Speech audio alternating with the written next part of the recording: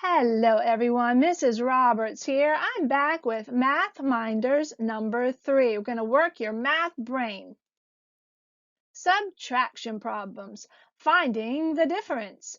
When you subtract, you are figuring out the difference between two numbers. For instance, 10 minus 7 equals 3. The difference between 10 and 7 is 3. 10 is greater than 7, and there's only a difference of 3 in between them. We're going to use the number line to figure out the difference in the following subtraction problems. Number 1, what is the difference? 12 minus 3 equals blank. A, 12, B, 10, C, 9, or D, 4. What we're going to do is start at 12 and count back. So I'm counting back, and now I've gone 1. I'm counting back only 3, 2, 3, and where did I land? What number? 12, counting back 3, lands us on the number 9. So the difference between 12 and 3 is 9, or 12 minus 3 equals 9. Good, let's try again. Number 2, what is the difference? 8 minus 5. Let's look at those answer choices. We have A, 3, B, 2, C, 9, or D, 6. Going to, again, start back, counting back. We're going to start with the number 8. Starting on 8, we're counting back 1, 2, 3, 4, 5.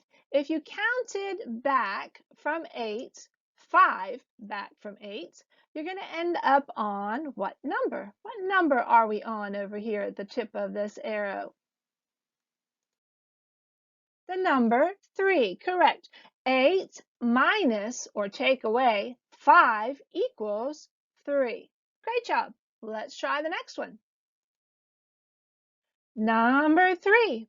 What is the difference? What's the difference between 10 and 4? It's written out as 10 minus 4 equals blank. I bet you know what number to start on to count back. Our answer choices are A, 14, B, 7, C, 0, or D, 6. Yes, you start with 10 and you count back. How many? You count back 4. So there's 1, 2, 3, and 4. And what number did we land on? The number 6. So 10 minus 4 equals 6. The difference between 10 and 4 is 6. Good job. Let's go on to number 4. Number 4, what is the difference? 5 minus 5. Easy peasy, right? Well, we're going to take a look at our number line and see how to do it. Our answer choices are A, 0, B, 10, C, 6, D, 12, and I'm going to count back from the number 5. I'm going to go 1. How many am I counting back? 5. So here's 1, 2, 3, 4, 5. And we are down here all the way at 0. 5 minus 5 equals 0.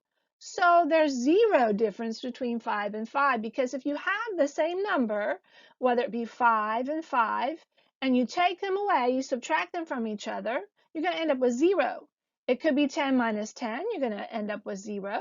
It could be 24 minus 24, the difference will be 0. It can be 10,000 minus 10,000, the difference is going to be 0.